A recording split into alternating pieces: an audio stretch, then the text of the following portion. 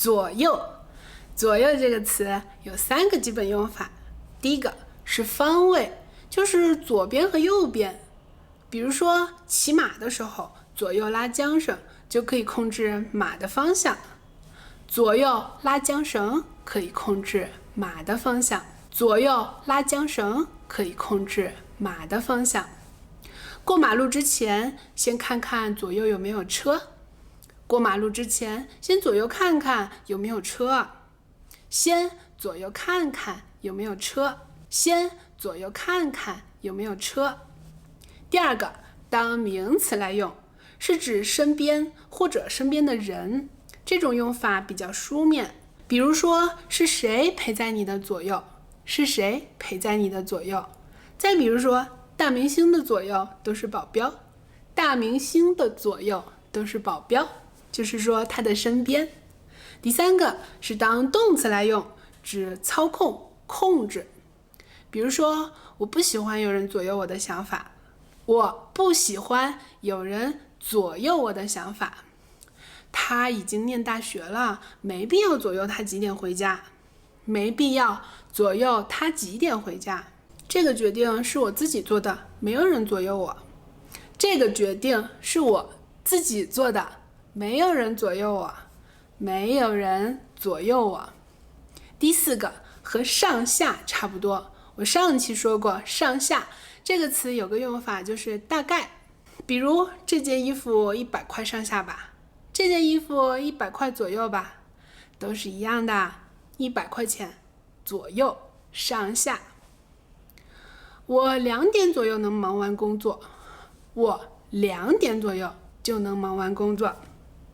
8月左右我想休假。8月左右我想休假。像时间、钱都可以放在左右的后面来表示大概。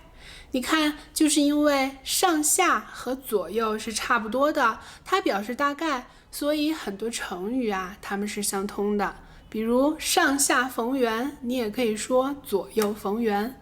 上下逢源，左右逢源，这2个词意思都是说到处都能遇到水源，是说一个人很擅长交际，往往用于贬义，他过于会交际了。他呀，在酒吧里左右逢源的，我和他不是一类人。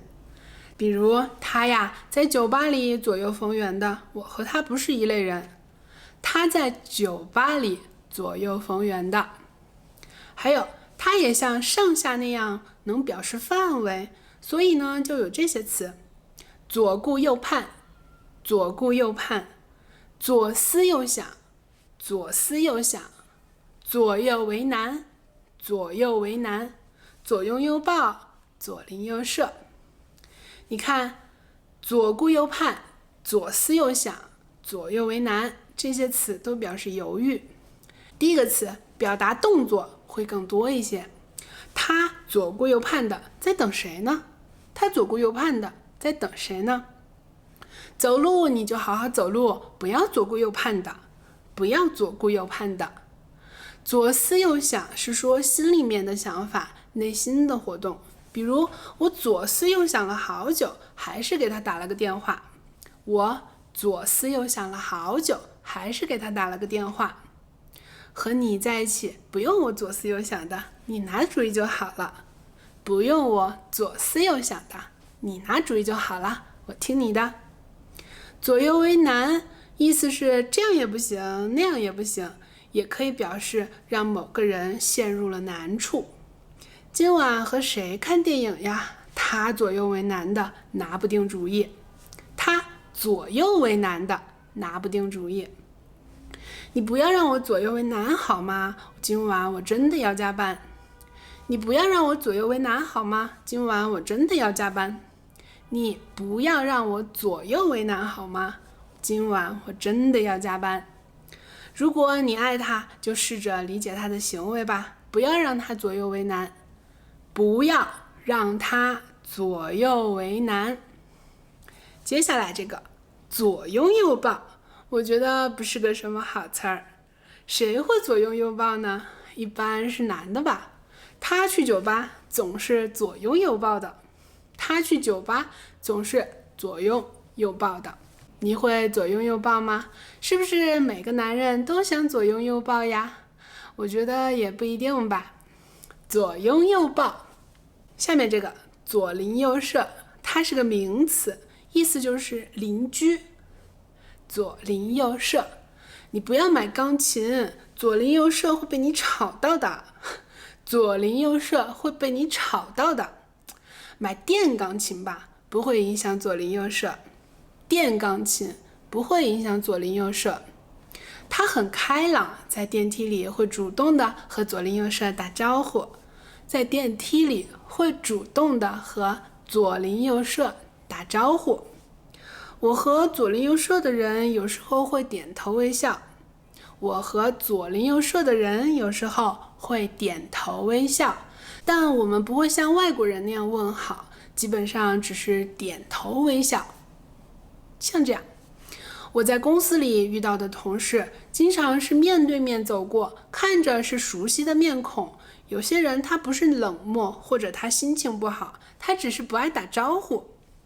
我记得在学校里遇到老师，一定是会问好的。我猜其他的工作环境可能不一样吧，大家也许会问好，但是我的公司呢，问好的情况比较少一些。好，今天这对反义词最重要的用法是这4个，我们再来复习一下。